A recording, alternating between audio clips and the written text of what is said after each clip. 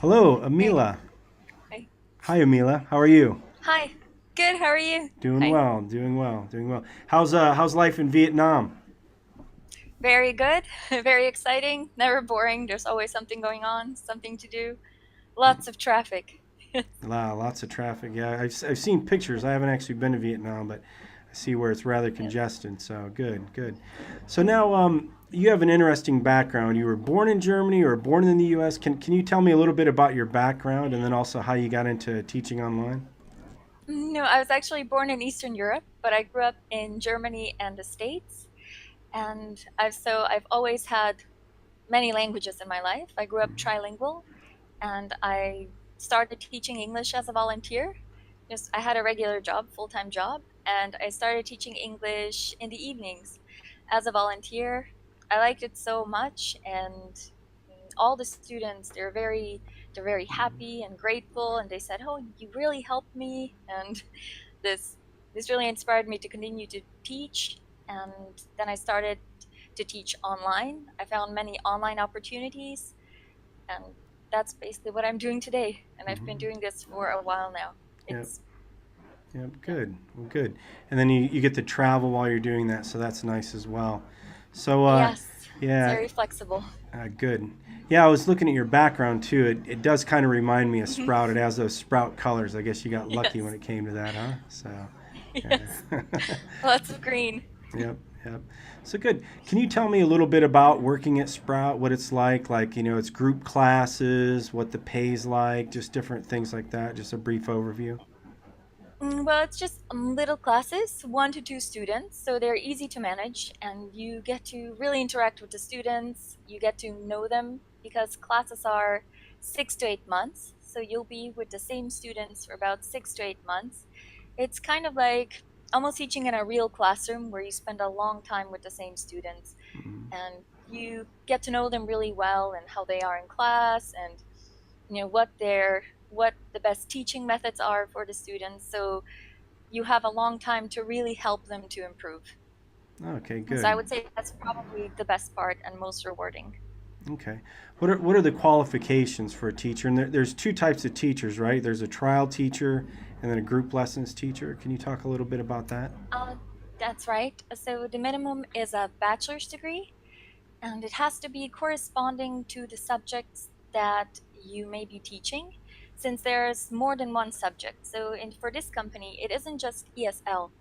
There's all these other subjects that would again just resemble a real school. It would be just like a regular school. We have science, literature, history, writing, and basic ESL.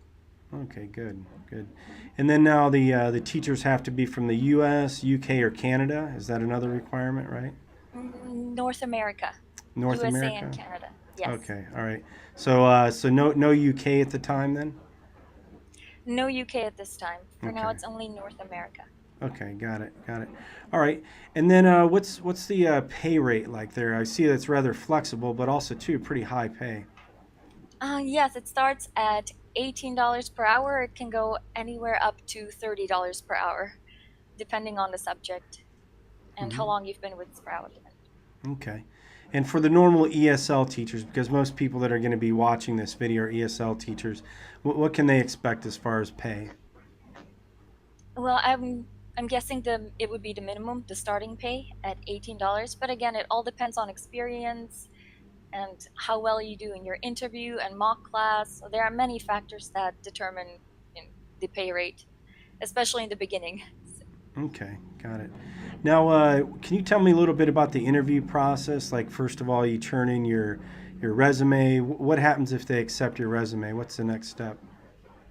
Okay, if they accept your resume, then there would be an interview that's about 30 to 40 minutes. You may have one or more interviews. Then there's a mock class that's 15 to 25 minutes. And this won't be with actual students, this will be with the Sprout staff. And they'll provide the materials, and then we'll just see how you do.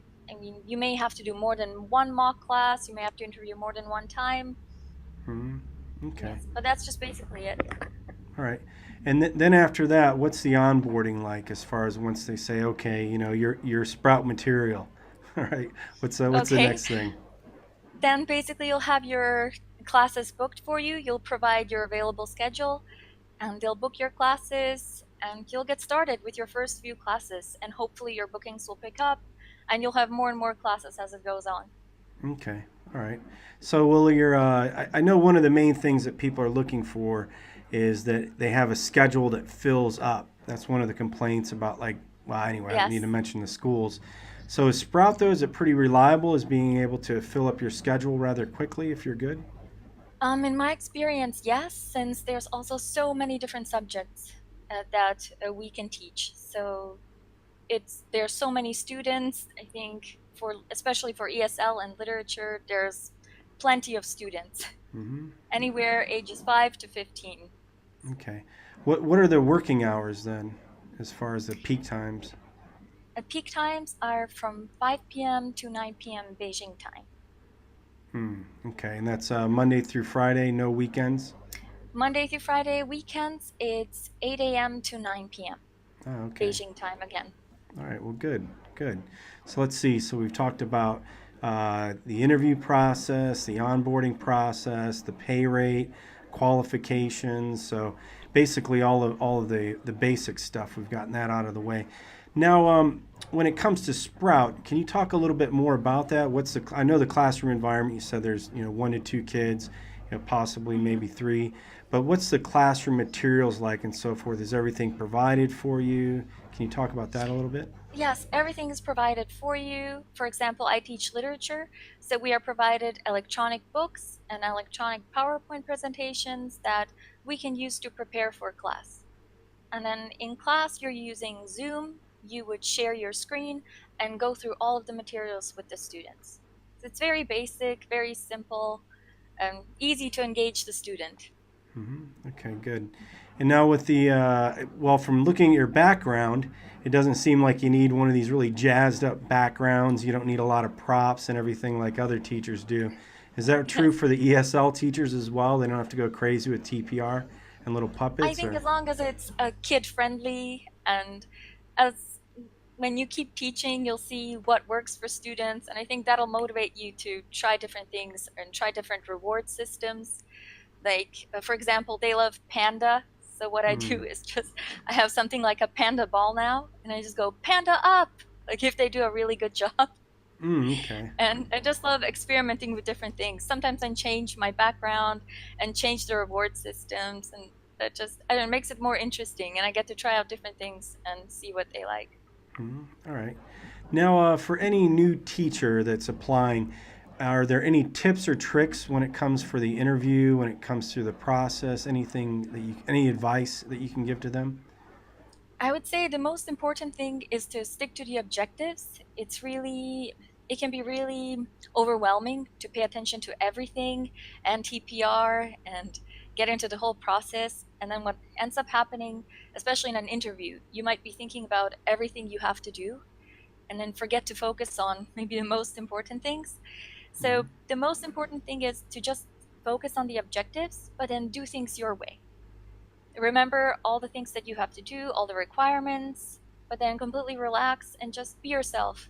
It sounds cliche, but it's really true. Just kind of do it your way. Remember everything you have to do, but then just kind of put your own spin on it. Do it your way and remember to have fun, and I think it's going to go great. Okay, good, good. Any last advice about Sprout? And if you don't have any last advice about Sprout, maybe for anybody who's brand new to teaching, if you could give them some advice. They're looking to the Brand new online to world. teaching.